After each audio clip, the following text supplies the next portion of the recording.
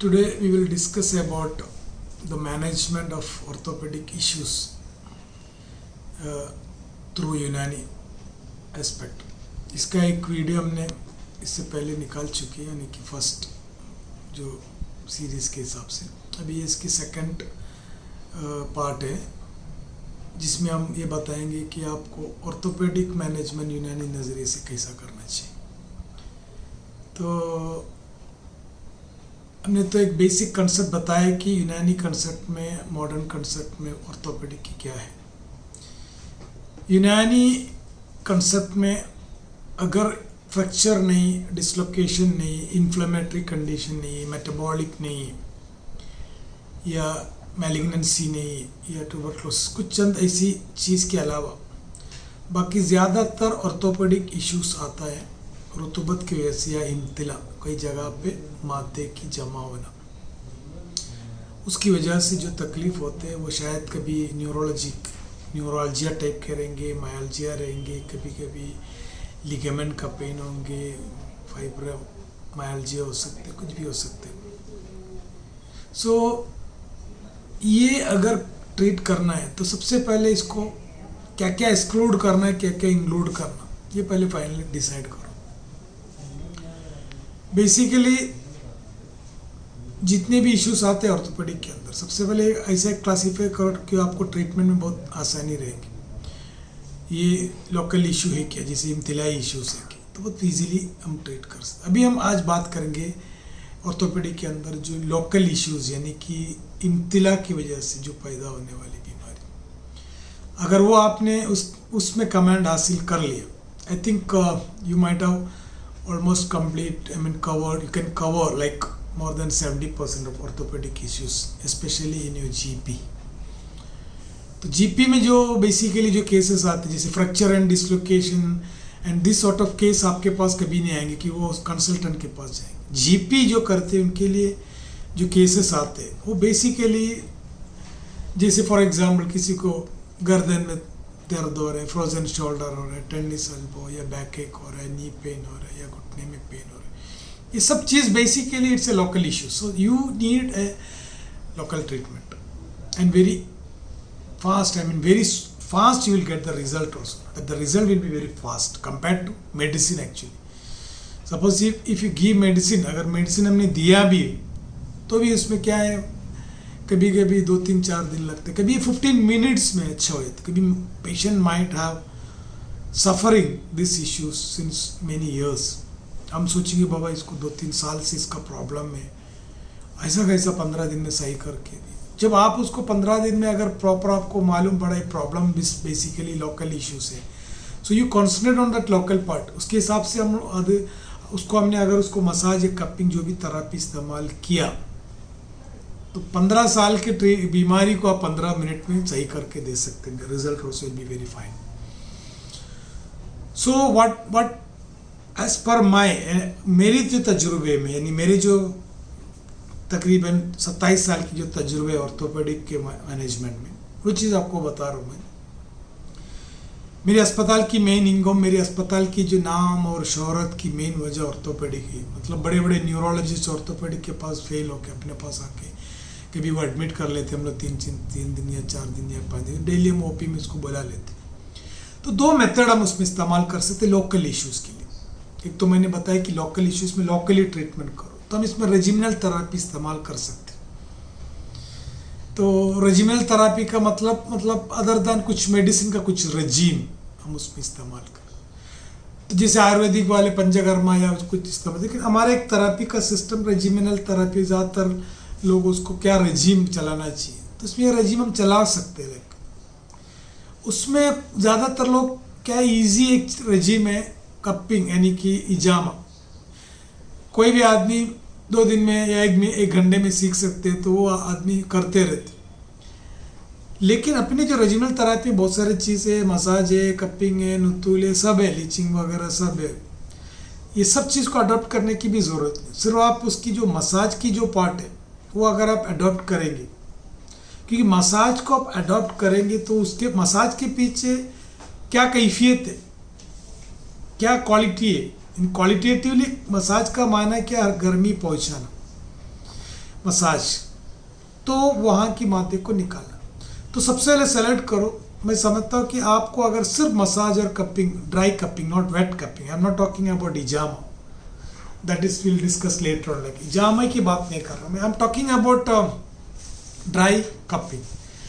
जब dry cupping में अगर आप तेल लगा के ड्राई कपिंग करेंगे तो you can move that cupping and that way also you can do some type of massage. Like instead of pressing, आप एक अपवर्ड प्रेशर देके, एक नेगेटिव प्रेशर क्रिएट करके 1 to 2 इंच की जो मसल को ऊपर उठा सकते हैं। बेसिकली प्रॉब्लम मसल की इम्तिला अगर है, अगर आप इसको डाउनवर्ड प्रेशर दे रहे तो एक अपवर्ड प्रेशर भी दे सकते, तो दोनों के वो चैनल या उसका जो इम्तिला दूर हो जाए। तो ये जो चीज़ है आपको, ये चीज़ बेसिकली क्या कहाँ कहाँ आप अडॉप्ट कर सकते हैं, वो भी आपको 100% रिजल्ट मिलेंगे। Your selection should be 100%, then only you will get 100% result. मिसाल के तौर पे जैसे I told you that one is cervical issues in modern medicine, it may like labeled cervical spondylitis report के साथ पेशेंट आएंगे तुम्हारे पास, C4 C5 C6 में कंप्रेशन है, न्यूरल कैनाल नार्विंग है, सब ब्ला ब्ला क्वांटिटेटिव एनालिसिस रहेंगे। इसके ऊपर ध्यान मत दो। ध्यान किस पे? तो पेशेंट से पूछो what is your problem. Patient हाथ में झुनझुनी आ रहे हैं, मूवमेंट में प्रॉब्लम हो रहे हैं, दुआ करने में, ये तस्बीह पकड़ने में, मोबाइल पकड़ने में, सब इश्यूज आ रहे हैं। So there must be some problem in the shoulder या neck। अब आपको ये नहीं देखना है कि वो एग्जैक्टली जुज़ी तौर पे क्या, आपको इतना मालूम है कि मसाज आप करने जा रहे हैं, कपिंग कर रहे हैं, तो पहले कंफर्म करो there is no inflammation and fracture and dislocation. ये 3 अगर नहीं है तो बिंदास एकदम you can do whatever like this sort of manipulation, otherwise it leads into some complications. तो इसमें जैसे कि सर्वाइकल स्पॉन्डिलाइटिस है, टेनिस एल्बो है, फ्रोजन शोल्डर, ये तमाम चीज़ के लिए आप शोल्डर में ही मसाज करो।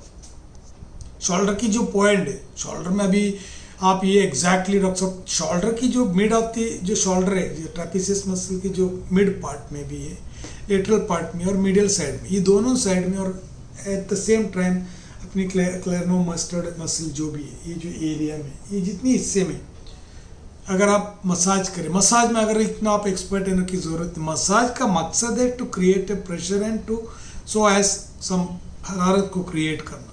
ये नहीं कि जिस जगह पे कितनी एग्जर्ट, ये सब नहीं है, तो आप खुद ब खुद एक्सपर्ट हो जाएगी। तो वो चीज़ अगर आप करेंगे तो वो एक स्पॉट की वजह से प्रॉब्लम होता है। ये जो कार्पल टनल सिंड्रोम, सब इधर दुख रहे हैं, इधर ये carpal tunnel syndrome, tennis elbow, ये सब इश्यूज सिर्फ आप एक इतनी एरिया में अगर आपने मसाज करके वहाँ आप हरारत क्रिएट की है, उसकी वजह से वहाँ की इम्तिला यानी इमाला कर दिया मादे को, तो फ्री हो जाती है उसकी मुंडी, मतलब उसकी मूवमेंट से लेके दर्द भी, पैरास्थेशिया सब चले जाते हैं। सो कुछ लोग एक सिटिंग में अच्छे हो जाते हैं, कुछ लोग 3 सिटिंग, कुछ लोग 1 वीक भी लगता है। It depend upon the severity and the chronicity क्या है, उसके ऊपर you can adopt your method. And one more thing, how much time and all those thing, that also up to you. Minimum एक 20-25 minute का massage we need actually, वहाँ एक हरारत create करना, वहाँ एक अलग माहौल क्रिएट करना। And the same pattern if you go to low back ache, upper extremity की बात मैं कर, अपर एक्सट्रीमिटी में अगर कोई इश्यूज आ रहा है बेसिकली, तो अगर आपको एक पेशेंट आके बोल रहा है डॉक्टर साहब मुझे हाथ में झुनझुनी है, हाथ में उंगली में नहीं है, problem is from the shoulder, ये रफर्ड पेन है, न्यूरोलॉजिकल है, तो हम लोग इधर डॉक्टर लोग क्या करते हैं, ये नर्स काट डालते हैं या कोई लोकल स्टीरॉइड का इंजेक्शन करते हैं। ये ऐसा है कि डॉक्टर मेरा सर दुख रहा है, तो सर का जो नस काट डाला तो फिर सर नहीं दुखेंगे, तो हर नस काट डालो,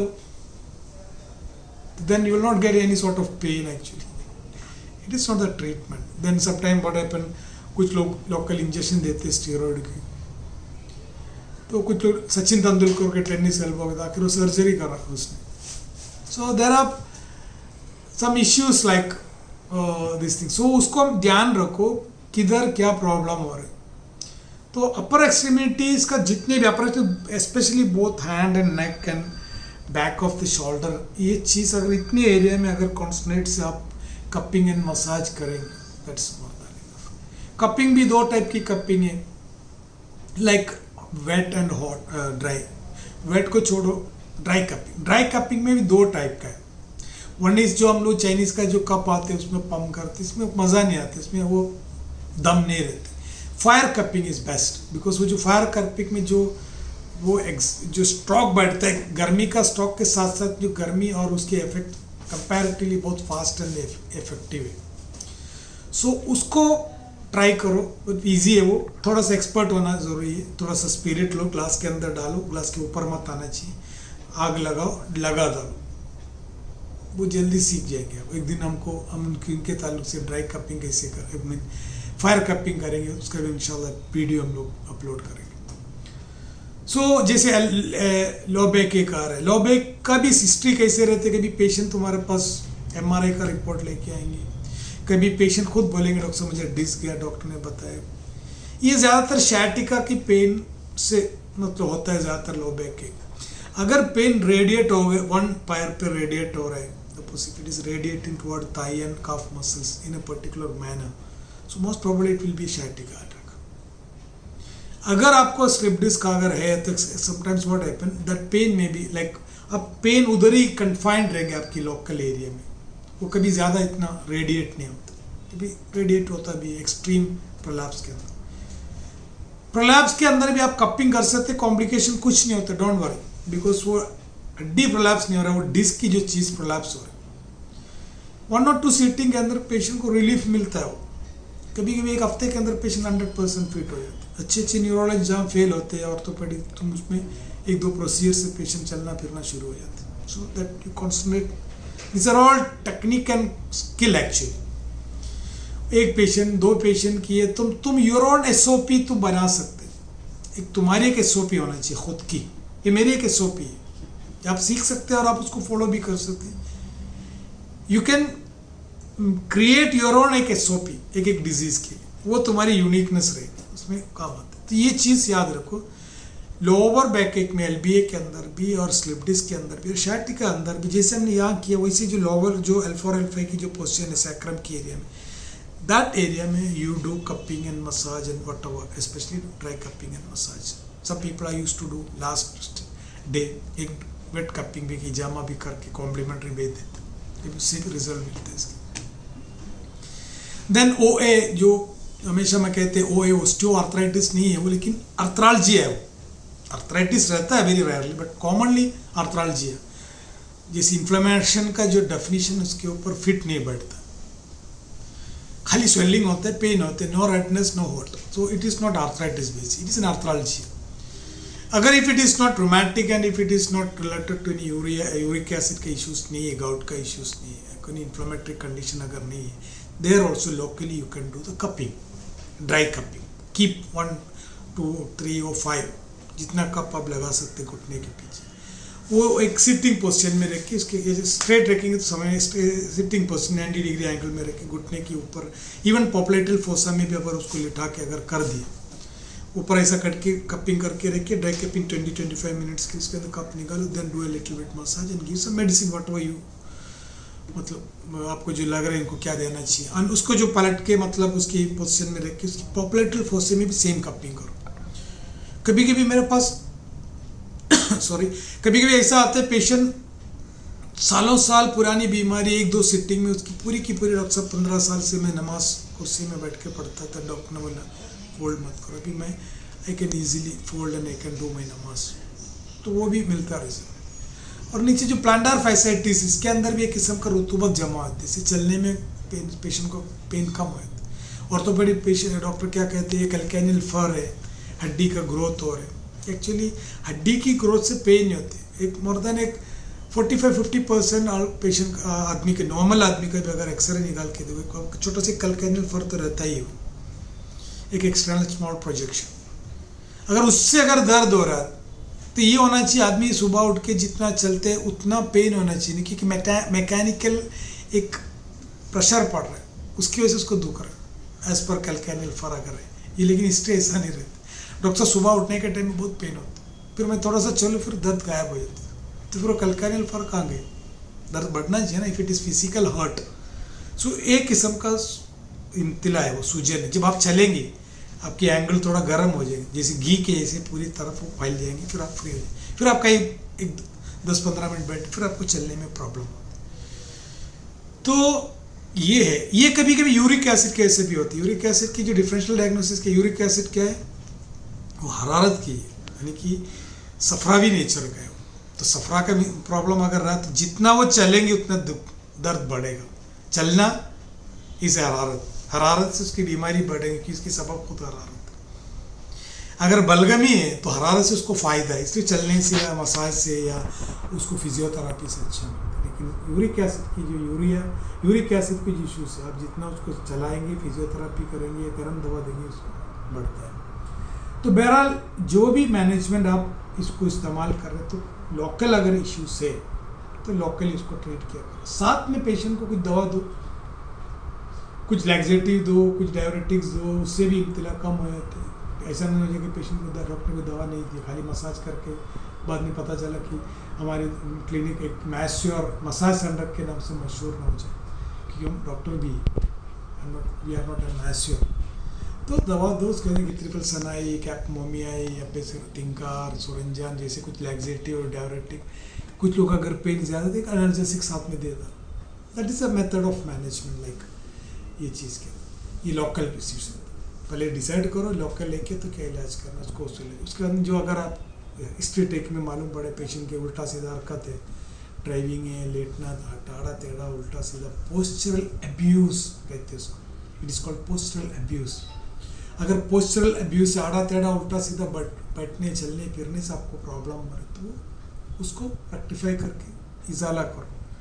पेशेंट को पूछो ऑक्यूपेशन क्या है, हमाली का काम करता है, किचन में काम करता है, क्या काम करता है, तो कभी किचन में करता है, कभी सप्लायर का काम करता है, कभी बैलेंस का काम करता है। ये सब चीज़ हमको अंदाज़ा लगा दे, हमाली का काम करता है, सर पे उठाता है वजन, ये सब चीज़ समझ में आता है। कुछ लोग कंटिन्यूस ड्राइविंग करते हैं, गाड़ी में बैठ के शाटिका का इश्यूज़ रहते हैं, कभी गाड़ी थोड़ा सा छोटा टाइप गाड़ी है, जिसे पुराने अपने जेन 800 वगैरह कुछ लोगों को बैठ के समझ में आते हैं। कुछ लोगों को कुर्सी की वजह से उसको शाटिका शुरू होता है, अगर कुर्सी इज़ नॉट प्रॉपर, उसकी पोस्चर अगर प्रॉपर नहीं।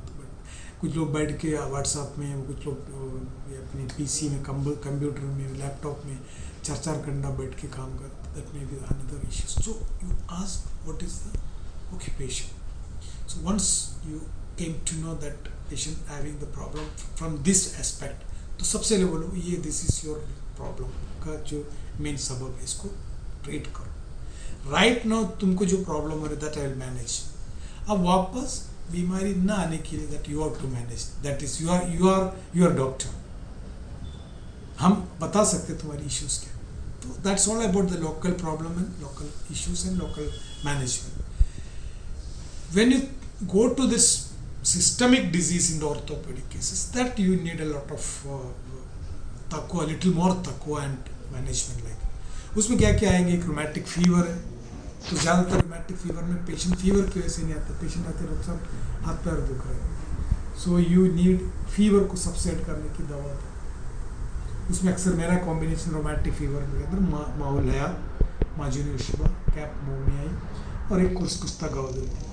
3-4 महीने के अंदर मुकम्मल आराम हो जाता है रोमैटिक फीवर के अंदर। And do let little bit of exercise, heavy massage, उसको जस्ट एक मोबिलाइजेशन के लिए मूवमेंट बता सकते हैं। देन ट्यूबरकुलस जो टीबी, जो बॉन्ड में टीबी होते हैं, उसमें भी यही पैटर्न इस्तेमाल कर सकते हैं माओलैथ, क्योंकि माओलैथ के अंदर जो कंडेंट है बेसिकली वो झींगा और केकड़ा है, वो ये दोनों में क्रॉनिक फीवर में अच्छे काम करता है। If there any deficiency disorder you have to evaluate and treat as per that. If there is CA, वो भी उसके हिसाब से इलाज करना है। क्या किस इस वजह से सिस्टमिक प्रॉब्लम हो रहा है उसको इवैल्यूएट करो, उसको फाइंड आउट करो, then go according to that. वो आप डीप में जाएंगे तो उसकी हिसाब किताब अलग है। अगर इफ इट इज़ गाउट है तो जिगर का इसलाह करो, मुअद्दिलात दो, ठंडा दवा दो। रोमैटिक फीवर में गर्म दवा और उसके अंदर भी फीवर को सबसेट करो।